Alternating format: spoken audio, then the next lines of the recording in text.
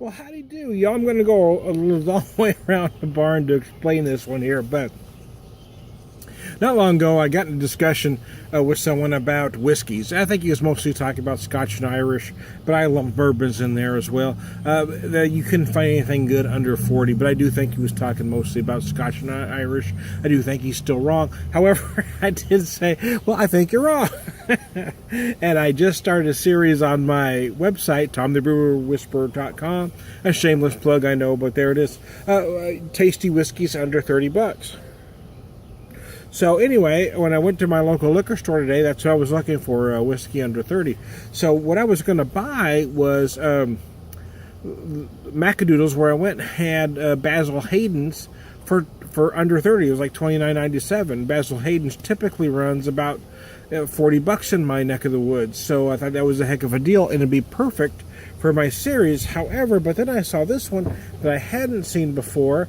They had down to $40 is the Jefferson's Chef's Collaboration, and it's around 40, so it's not going to fit for my series. But since I hadn't had it, I really wanted to do it. Ridiculously small batch. This ridiculously small batch limited offering is a marriage of rare barrels of bourbon and rye.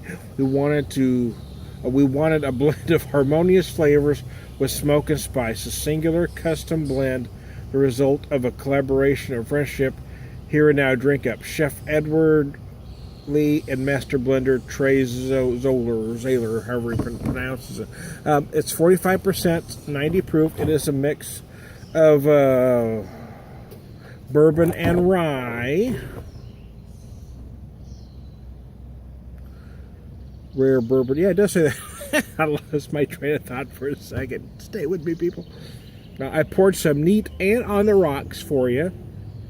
For me. But anyways, I digress.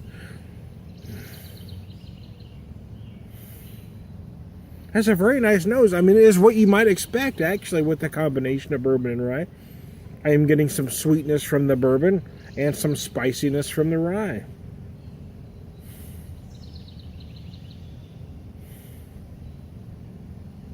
Oh, yeah, it's very pleasant. Well, let's take a drink, see what we got neat.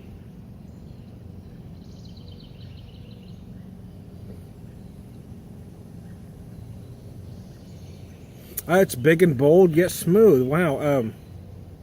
Wow, that is interesting. I'm getting more fruit tones than I expected to get. I am certainly getting some oak and some vanilla that you typically would get from a vanilla. I'm getting some of that spiciness that you get from a rye.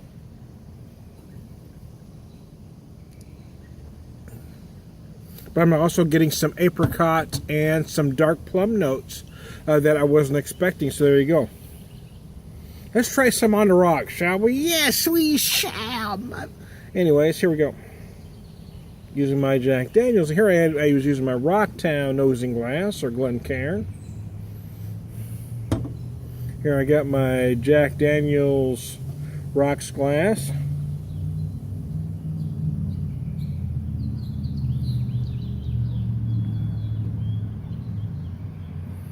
Wow, it hasn't been okay, here's what I did for rocks. I don't like a lot of ice. I have issues with commercial ice. That's a whole other, that'll take a lot of time to explain. But anyway, what I do is I took some filtered water and I melted it. I froze in the bottom of this glass. So what I have here, I've let this sit for a couple minutes where it's enough to let it get cold and have a slight bit of melt off, but not a whole lot.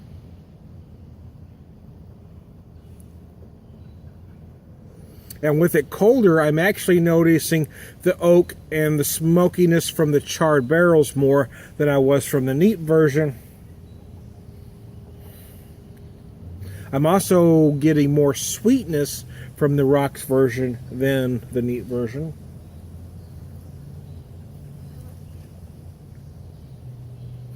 I'm personally not going to use a $40 bottle of whiskey in a cocktail because I'm a poor guy. I don't think $40 is a cheap bottle of whiskey to me. But if you're a guy of means and maybe $40 is a cheap bottle of whiskey, I can see this lending itself well to a cocktail. But I'm personally not going to do it. I think it's a great whiskey and you ought to buy it. I will certainly buy it again at $40 a bottle.